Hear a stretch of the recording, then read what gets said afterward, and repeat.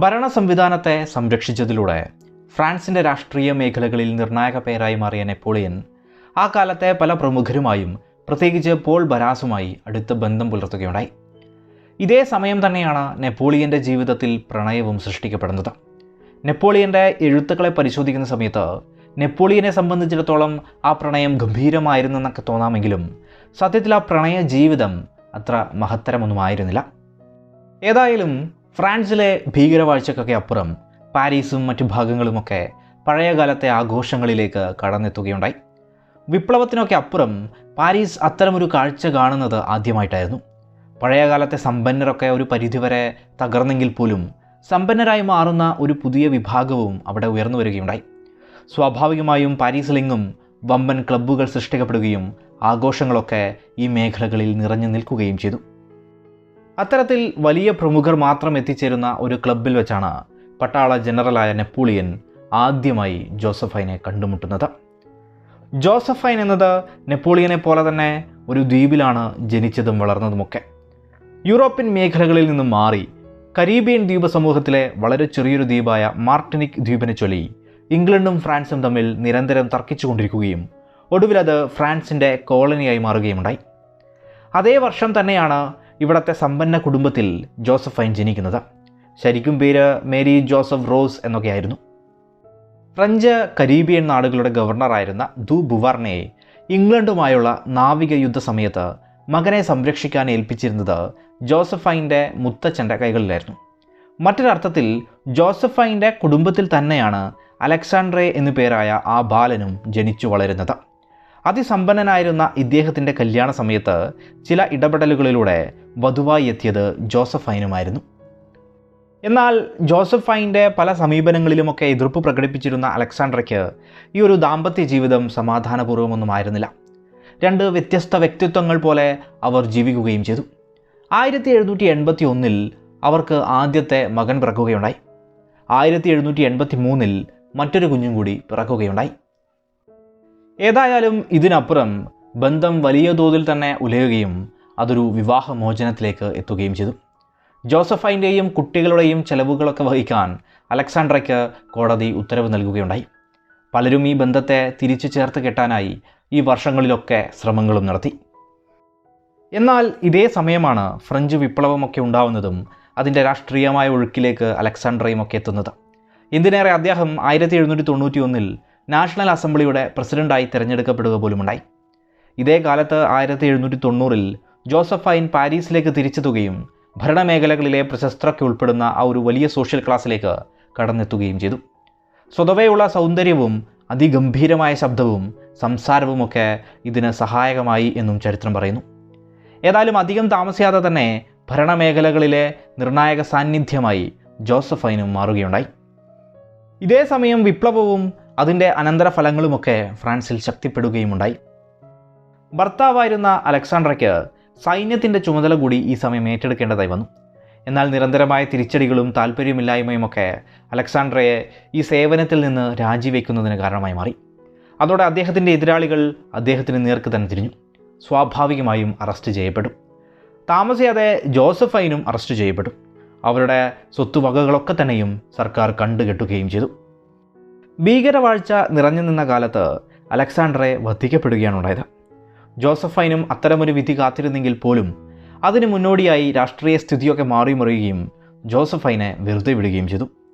സ്വത്തൊക്കെ കണ്ടുകെട്ടിയതുകൊണ്ട് തന്നെ ജോസഫൈൻ ജീവിതത്തിൽ മുന്നോട്ടു പോവാൻ ബുദ്ധിമുട്ട് നേരിടുകയുണ്ടായി. ആ സമയമാണ് പല പ്രമുഖരുമായും ജോസഫൈൻ കൂടുതൽ ചങ്ങാത്തം സൃഷ്ടിക്കുന്നത്. ഇതിനിടയിൽ നിർണായക ശക്തിയായി ഉയർന്നുവരുന്ന പോൾ ബരാസുമായി ജോസഫൈൻ അടുക്കുന്നുണ്ട്. ഇരുവരും പ്രണയത്തിലായിരുന്നു എന്നും അല്ലെന്നും രണ്ട് വാദങ്ങളുണ്ട്. ബരാസിൻ്റെ സ്വാധീനവും പണവുമൊക്കെ ജോസഫൈൻ ഉപയോഗപ്പെടുത്തുകയും ചെയ്തു. ബരാസിനൊപ്പമാണ് ജോസഫൈനെ സത്യത്തിൽ നെപ്പോളിയൻ ആദ്യമായി കണ്ടുമുട്ടുന്നത്.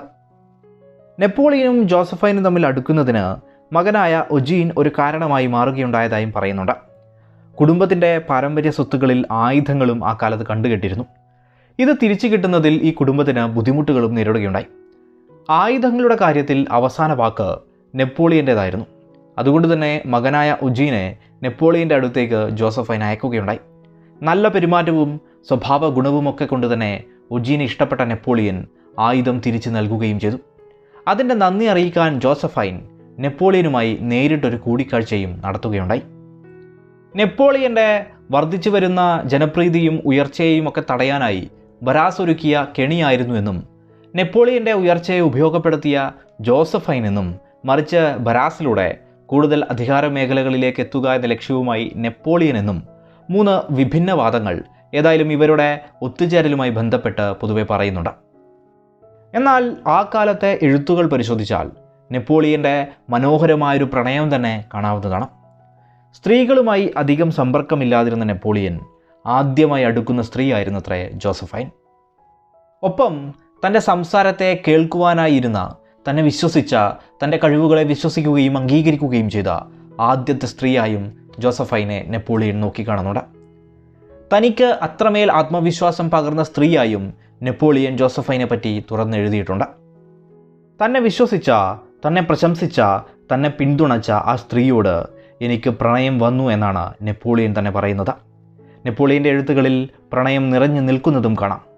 എന്നാൽ ജോസഫൈന് നെപ്പോളിയനോട് പ്രത്യേകമായൊരു സ്നേഹം ഉണ്ടായിരുന്നു എന്നത് സംശയമാണ്. ഒരുപക്ഷെ നെപ്പോളിയൻ്റെ ഉയർച്ച, ഭാവിയെ കണ്ടുകൊണ്ടുള്ള സംസാരം എന്നിവയൊക്കെ തകർന്നു നിൽക്കുന്ന ജോസഫൈനെ സ്വാധീനിച്ചതുമാവാം. ഏതായാലും 1796 മാർച്ചിൽ വെറും 26 വയസ്സുള്ള നെപ്പോളിയൻ എന്ന യുവാവ് 33 വയസ്സുണ്ടായിരുന്ന ജോസഫൈനെ വിവാഹം ചെയ്യുകയുണ്ടായി.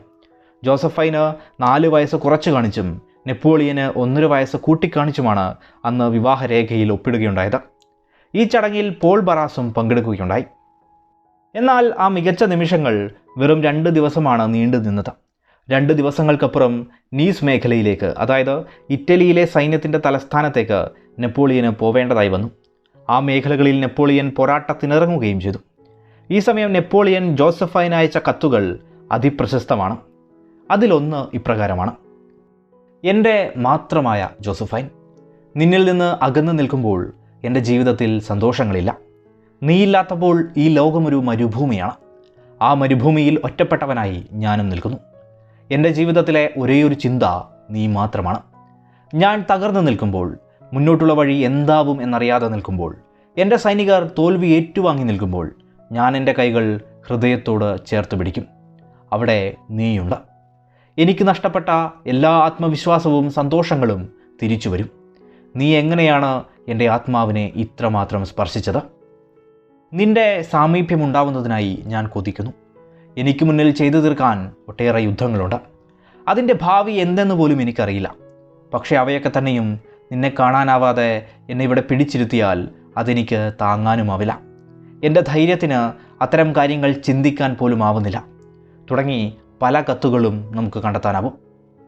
എങ്കിലും ഇത്രമാത്രം സ്നേഹത്തോടെയൊക്കെ ജോസഫൈൻ നെപ്പോളിയന് കത്തുകൾ തിരിച്ചയച്ചിട്ടൊന്നുമില്ല. പലപ്പോഴും ഇവർ തമ്മിൽ കലഹങ്ങളും സൃഷ്ടിക്കപ്പെട്ടിട്ടുണ്ട്.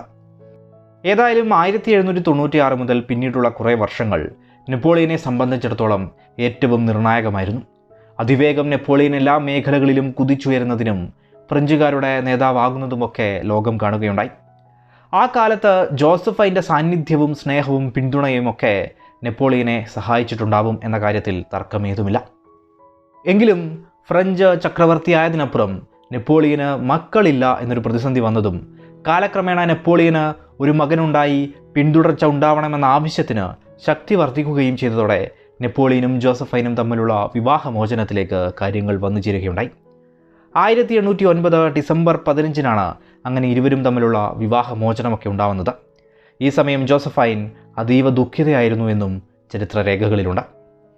ജോസഫൈനുമായി ബന്ധം വേർപെടുത്തിയെങ്കിൽ പോലും നെപ്പോളിയൻ ഇവരുമായി ഇടയ്ക്കിടെ കത്തിടപാടുകൾ നടത്തുകയും ഇടയ്ക്കൊക്കെ സന്ദർശിക്കുകയും ചെയ്തിരുന്നു.